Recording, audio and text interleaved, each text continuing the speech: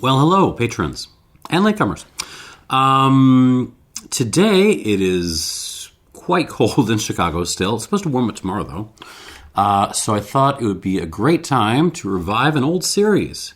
Let's go back to Cane Juice World Tour, which was a little line of videos I did of modest reviews of cane juice rums from around the world, particularly focusing on maybe not necessarily the places you would think of as far as cane juice rums go. Sorry. I'm still a little gunky. I had a pretty nasty cold last week, but I am feeling better. Hopefully my schnoz is up to it. Today, we are reviewing a cane juicer from the Isle of Hispaniola, but it is not Haiti. It is not Clarin. It is not any of the less Clarin-y rums you will find in Haiti. This is from the Dominican Republic, which is very interesting. This is bottled by the 1423 SBS Origin Selection folks. I reviewed their things before. I bought this before pre-tariffs. It's still available at some of the European retailers if you want to go that direction, but I really wanted to taste this out. Okay. Pot distillation. That's interesting. So they're not telling you what the distillery is, but they're calling this Dominican Republic Consuelo. And we shall talk about the hints about that momentarily. Let's get this going though. On the note, ooh. Very interesting on the nose. So, first of all, it does not smell like what you would normally think of as an agricole rum. There is a really floral, perfumey character to this. I mean, it's not un-agricole-y. It's just like it has its own vibe, its own energy. Quite floral. Wildflowers, but also just a little bit of like,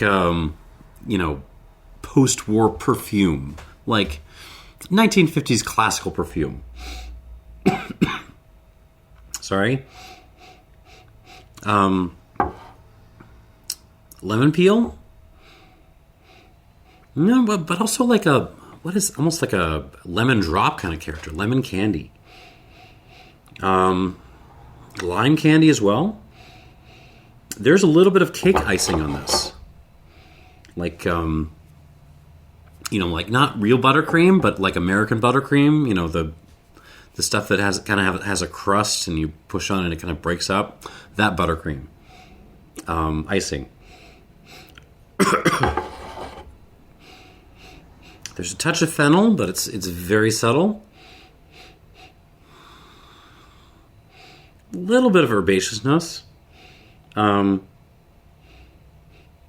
Basil, spearmint, maybe? And a kind of, what is that? Actually, you know what? Pickles. There's just a little bit of like a classic pickled cucumber kind of thing.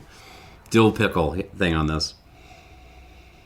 Touch of black olives in there as well. Yeah, I mean, I'm naming these things off, and I'm kind of going like, wait, that really sounds like cane juice rum. And to some, okay, it doesn't not smell like a cane juice rum, but it really, something about the combination of the intense floral stuff with the kind of candy aspect. I mean, hands to me neat. I'm calling rum, but I would probably lean more in a cane syrup kind of direction. That's kind of the energy here. Not really any minerality going on. It's very clean, aside from the savory touches, the little herbaceousness. There's not a lot of like tomato or it doesn't smell like food. Let's put it that way.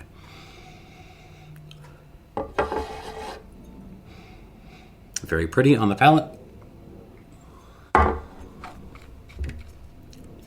57% alcohol by volume. Ooh. and you feel it.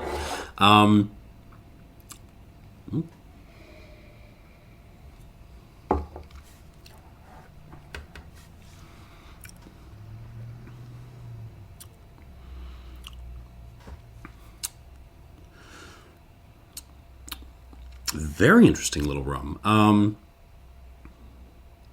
Again, quite floral. There's a huge explosion of wildflowers on my palate.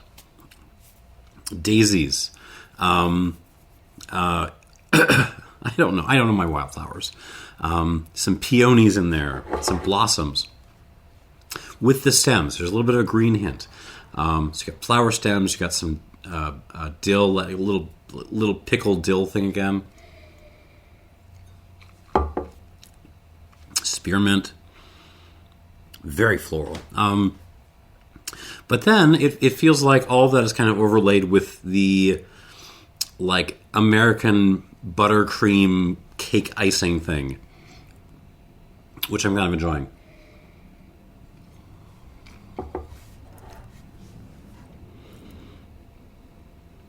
More basil. The fennel kind of turns aniseed on the palate. There's some aniseed, little touch of black olive again, little pickle note, and there's more minerality on the palate this time. There's some kind of rock dust, a little bit of chalkiness,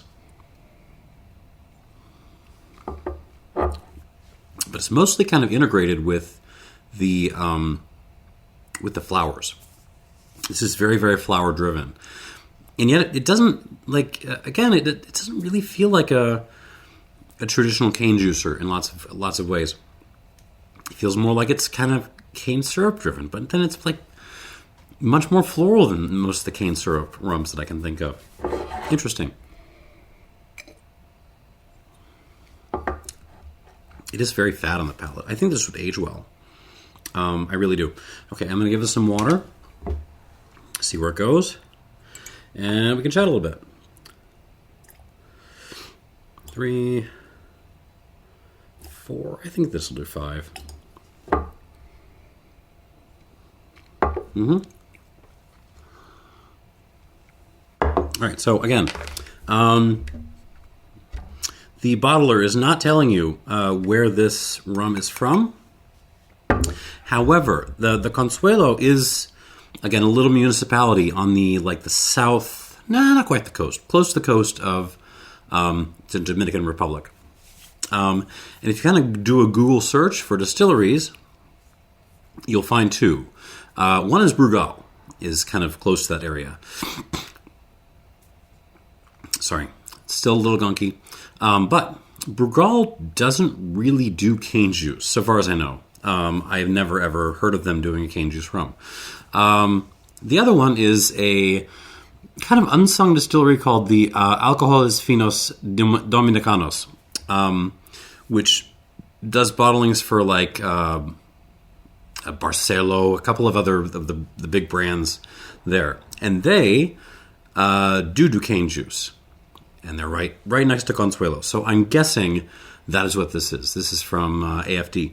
I'm kind of enjoying it. So yeah, Hispaniola, Dominican Republic. I really wish I could review more Dominican rums because it's such a fascinating country, even though so many of the rums are just kind of like, a lot of them are just badly presented, but the ones that I have found that are well presented are really, really darn interesting. So I should hunt down some more. First place colonized in the New World by Christopher Columbus, of course, and of course on the other side of the island. This was kind of on the north coast, Isabella, I think, and of course then Columbus was such a monster, such a cruel and incompetent administrator to the natives and also to his own men that he had to be arrested by the Spanish government and dragged back to Spain in chains, where he had all of his titles stripped from him. And so yeah, there are reasons why we pull statues down sometimes. Anyways, little tangent there, but that gives the rum time to settle. Let's go back to it. Changes. If anything, we're getting a little bit more lemoniness. We're getting some like lemon bars along with lemon peel. Getting a little bit of like a roadside rock dust thing. So a little bit of the minerality coming through where it wasn't before. And the cake icing actually pulls back a bit.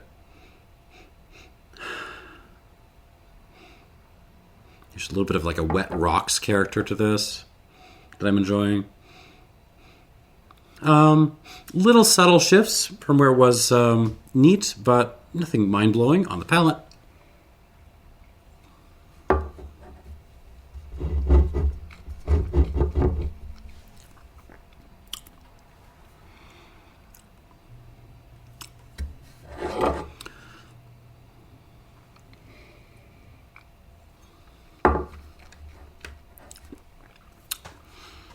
It's not a hugely complex profile. It really isn't. It's floral. There's some rock candy stuff going on. That's interesting. I usually never get rock candy on. Yeah,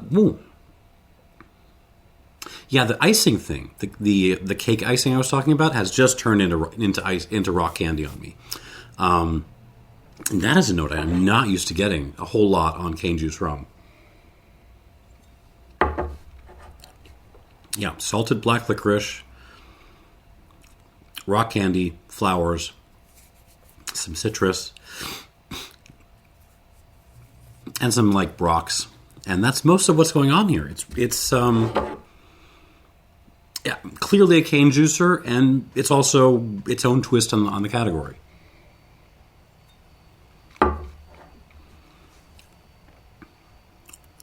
Lovely. I would love to see more like this. What I'm going to score this. Can I get an 86 out of this? You know, I think I can. It's not a super complex profile. I